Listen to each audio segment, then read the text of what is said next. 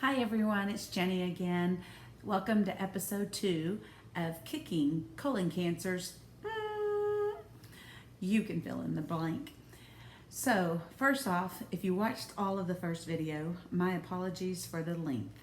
I like to talk and it got really long. So, my goal is to make these quite a bit shorter so that you will be interested and you will want to follow along on this journey with me. So I wanted to go back to what I mentioned at the end of last video.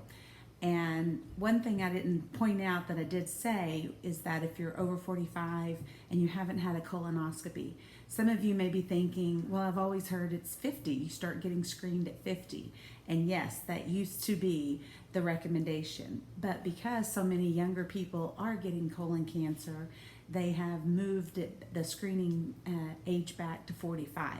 So I had a friend just this last week that I said, have you had a colonoscopy? And she said, I'm about to because I'm turning 50. And I said, oh, well, it's now 45. So if you didn't know that, you probably have family and friends that don't know that. So just share that message, and that also could help some people not get colon cancer. All right, so what I wanted to talk about briefly is this on my chest right here.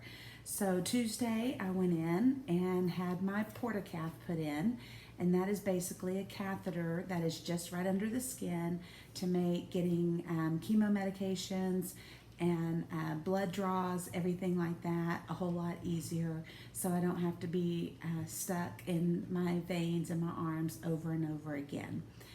So the procedure itself was, pretty quick, didn't take too much time, and was told I would just have, minimal soreness for a couple of days, and then, it would go away.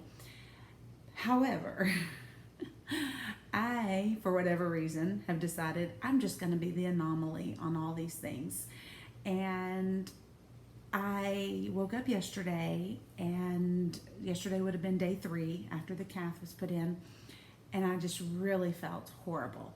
And the day prior, I felt really great, and I actually went to school. Those of you who don't know, I'm a teacher, and it's almost time to go back to school. So I had gone to school, worked about 6 hours on Wednesday, felt good, and then Thursday, wake up, and, well, now I just have my dates wrong, so doesn't matter, but went to school on Thursday, woke up on Friday. Now, normally I would just delete this video and start again. I'm just going to keep going. Friday, woke up feeling horrible. I'm not someone that really ever gets fever. I have to be pretty sick to get fever. So I wasn't running a fever, but I felt really just run down, very lethargic, really just didn't want to hardly get out of bed, and it wasn't mental at all, it was completely physical. So I went ahead and called the doctor's office because this area was very red, it was hot to the touch, and hurting quite a bit. So I took some pictures and called the doctor, and they called me back when he got out of surgery and said it sounded like I had an infection going on, and called in an antibiotic for me and scheduled an appointment for me for Monday, because by this point it's Friday afternoon. So one of my good friends went and got the medicine for me. Thanks, Julie. I appreciate that. And I pretty much just vegged out yesterday trying to feel better. So I started the medication, the antibiotics, and got a few rounds in before bedtime last night. And then this morning, when I got up, it really wasn't much better. It was still pretty red, maybe just a little bit not as hot, but still very red. It itched immensely. It was so itchy. And then also it started oozing. Hence, we got it covered up now so you don't have to see what it looked like earlier. But for those of you, Nurse Alexis, I have pictures, so you can look at the pictures. But anyways, called the answering service, and my physician called me back, and he had me send him pictures of it, and actually said I was having a reaction to the glue that they had put over the incision. And which is interesting because I don't have any allergies to any medications. I've had multiple surgeries and I've never had a reaction to the glue. So go figure. He said out of all his patients, 20 plus years, he's had maybe 5 have a reaction, and I'm one of the 5. So I've got to find out the name of the glue on Monday to make sure we don't use that anymore, because I don't know if you can see or not, but there is still some discoloration up in here. There was kind of like blisters is really what it was. There were a lot of blisters, and it even went all the way like over to my neck. I thought I got bit by something, but no, that's just part of this reaction to this glue. So I'm on antibiotics. We did have to get the glue off, so you can imagine that wasn't a lot of fun picking the glue off, but I survived it, and definitely feel better physically. It is still sore, still hurt, but it's not quite as bad as it was yesterday. I've been up and doing things today.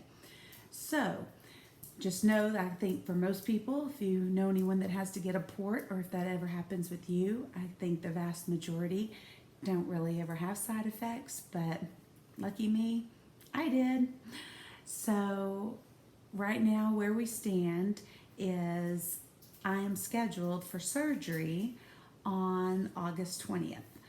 And school is right around the corner. I will actually go back to in-service this next week. And the following week, I will get to meet my new students. So I'm happy to see my old students and then meet my new ones.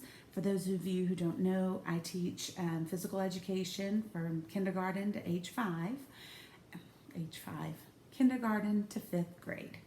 So I teach kindergarten through 5th grade. I have about 600, and this year maybe 630, 640 students.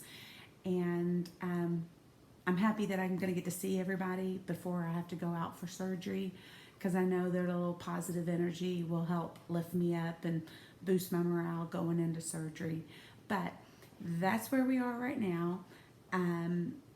We won't know more about my recovery until the surgery, but I'm going to use episode 3 maybe next week to go over what the plan is for surgery, because there's kind of a couple of different plans going into it based on the difficulty of it. So thanks for following along. Thanks for being a part of this journey. Thanks for sending your prayers and your positive energy and supporting me, my family. I've already had so many people reach out to me, and it just really does lift me up. And I know I'm going to be able to get through this and be on the other side. And my goal in sharing my story is just, if I can help someone else hear enough about it and hear about some warning signs or some things, or even just answer questions if someone wants to reach out and ask me questions. You know, obviously if I can help one person, then, you know, I've done something better for others. And that's what I would like to do, is be able to keep somebody else's family from having to go through this and not experience it, because obviously nobody likes to experience cancer. But we're good over here, gonna keep being positive and kicking colon cancers. See you next time.